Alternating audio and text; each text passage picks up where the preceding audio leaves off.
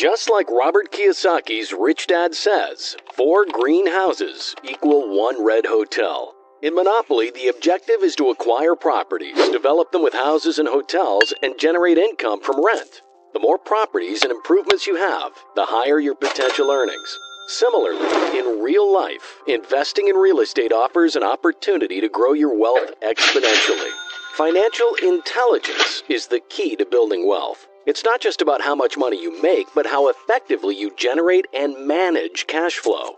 Real estate can be a powerful asset for creating consistent cash flow. And today, we'll show you how to make it happen even if you have limited or even better, zero money.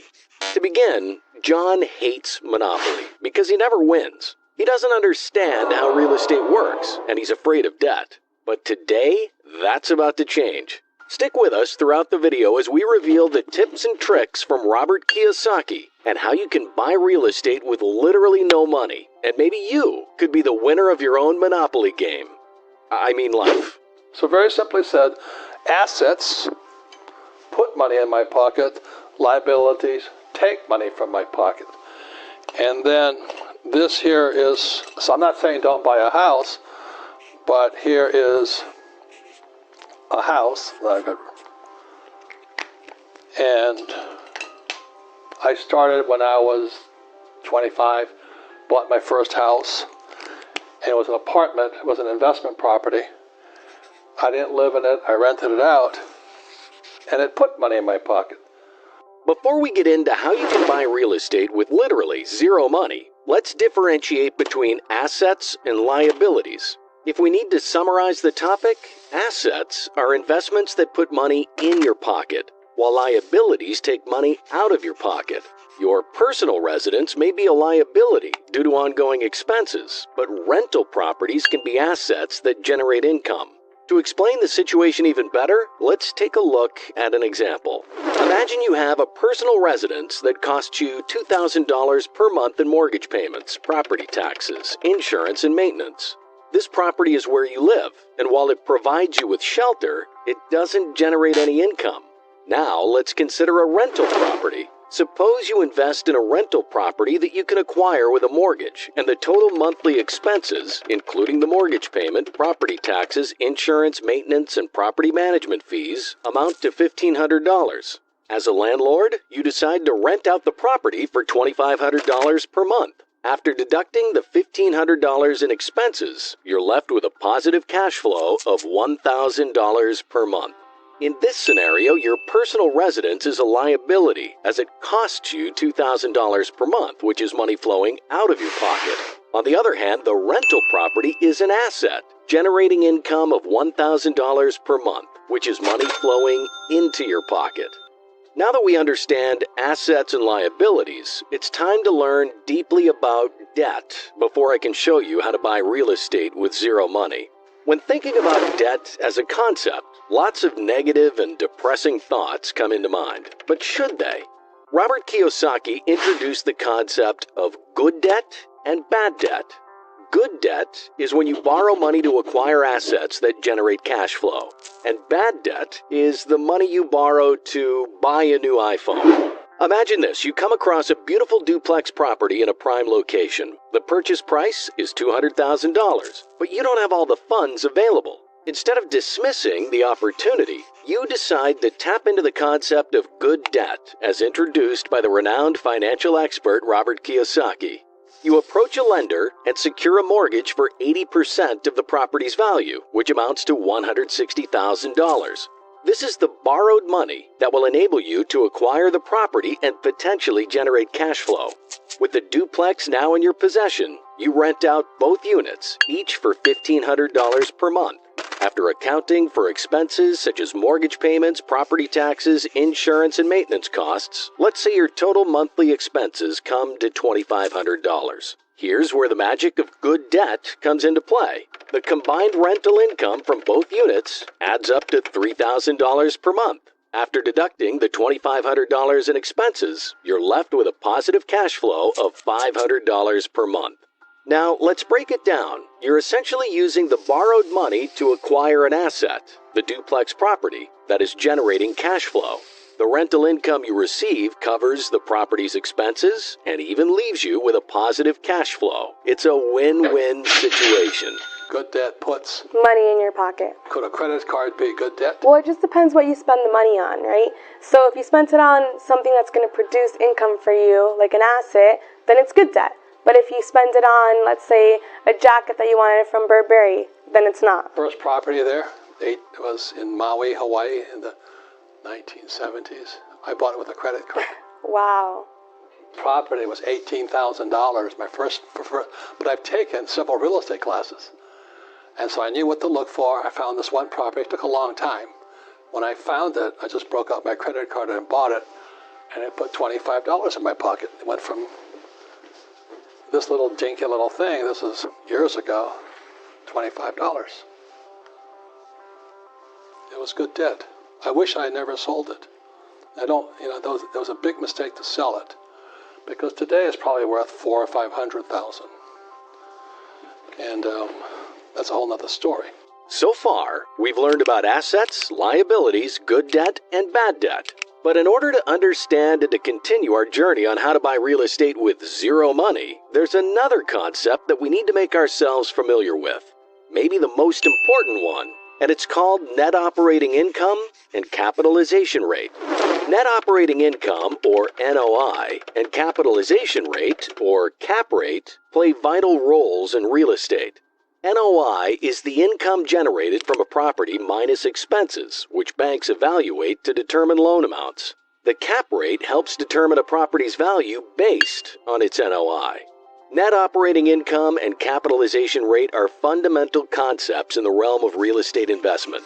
Let's take a closer look at each of these factors and their significance. Net operating income represents the income generated from a property after deducting all operating expenses. It's a key indicator of the property's profitability and cash flow potential. To calculate the NOI, you subtract expenses such as property taxes, insurance, maintenance costs, management fees, and vacancies from the property's total income. It's particularly important when it comes to obtaining financing for real estate investments. Banks and financial institutions evaluate the NOI to determine the loan amounts they're willing to provide. A higher NOI indicates a greater capacity to generate income and repay the loan, increasing the likelihood of securing financing for your real estate ventures. Capitalization rate is another crucial metric used in real estate valuation. It's a percentage that represents the relationship between the property's net operating income and its overall value. The cap rate helps investors assess the return on investment, or ROI, and determine the property's worth. To calculate the cap rate, you divide the property's NOI by its current market value. The resulting percentage indicates the rate of return an investor can expect to earn on their investment based on the property's income-generating potential. For example, if a property has an NOI of $50,000 and is valued at $1 million, the cap rate would be 5%. $50,000 divided by $1 million. This means that an investor can anticipate a 5% return on their investment annually. The cap rate serves as a benchmark for comparing different investment opportunities and assessing their relative value. A higher cap rate suggests a potentially higher return on investment, while a lower cap rate may indicate a more stable and desirable property, but with a lower return. By understanding and analyzing the net operating income, or NOI, and capitalization rate, or cap rate of a property, investors can make informed decisions about their real estate investments. These metrics provide valuable insights into a property's financial performance and help determine its attractiveness as an investment opportunity. Now, here's the concept that you've all been waiting for. After Mr. Kiyosaki's explanation, we will reveal the 6 steps on how to buy a house with zero money. It may sound like a cheesy scheme, but here it is, making infinite money without using any money. Okay, so what we're going to talk about today is an infinite return. And very simply, is if you have a real financial education, you'll never need money and you'll never pay taxes. But they don't teach that in school. And by the way, I've been working with the real estate guys for 20 years now, and Tom and I will be on their summit at sea. And this year the theme is the infinite return. So if you can there's only a few spaces left on the cruise, but many of my advisors will be with me with Tom and I on this cruise. And the whole theme is how you make money with nothing. Because you don't need money to make money. It's one of the biggest lies. And when people say that money doesn't make you happy, well, working at a job you hate doesn't make you happy. And paying a lot of tax doesn't make me happy. So to be able to do that, we need to understand leveraging debt. As complex as it sounds, it's actually pretty simple. Leveraging debt in real estate refers to using borrowed funds, such as a mortgage or a loan, to acquire a property. The idea behind leveraging debt is to use other people's money, or OPM, to finance the purchase rather than solely relying on your own funds. By doing so, you can amplify your potential returns and accelerate your wealth-building process. Here are the 6 steps on how leveraging debt can lead to infinite returns. 1. Borrowing money. When you secure a mortgage or loan to purchase a property, you're leveraging debt. This means you're using a portion of your own funds, along with, even better, a bank's funds to finance the property. Make an appointment with your bank advisor and ask him or her how you can increase your credit rating. 2. Improving the property. After acquiring the property, you have the opportunity to increase its value through improvements and renovations. This might include upgrading the kitchen, adding extra rooms, or enhancing the overall aesthetics and functionality. 3. Increasing net operating income, or NOI. As you improve the property, you can potentially increase its rental income or occupancy rates. By doing so, you're boosting the property's net operating income. NOI is calculated by subtracting operating expenses, such as maintenance costs, property taxes, and management fees from the property's income. 4. Refinancing. Once you've completed the property improvements and increased the NOI, you can approach the lender to refinance the property. Refinancing involves obtaining a new loan that pays off the original mortgage, and it allows you to tap into the property's increased equity. To understand this even better, imagine a real estate investor who purchased a rental property a few years ago. Over time, he made significant improvements to the property, increasing its net operating income and boosting its overall value. Now he decides to take advantage of the increased equity through refinancing. He approaches his lender and presents the property's improved financial performance and the subsequent rise in its value. After a thorough evaluation, the lender agrees to refinance the property. They offer him a new loan that pays off the original mortgage while providing him with access to the property's increased equity. 5. Recouping initial investment. The refinanced loan amount can be equal to or higher than the property's initial purchase price, depending on the new appraised value. If the refinanced loan covers or exceeds your initial investment, including the down payment and renovation costs, you essentially get your initial investment back. 6. Ongoing ownership and cash flow. After refinancing, you still retain ownership of the property and continue to generate rental income. At this point, the rental income surpasses the mortgage payments, operating expenses, and debt service, resulting in positive cash flow. By employing this strategy, you've effectively recouped your initial investment while still owning the property.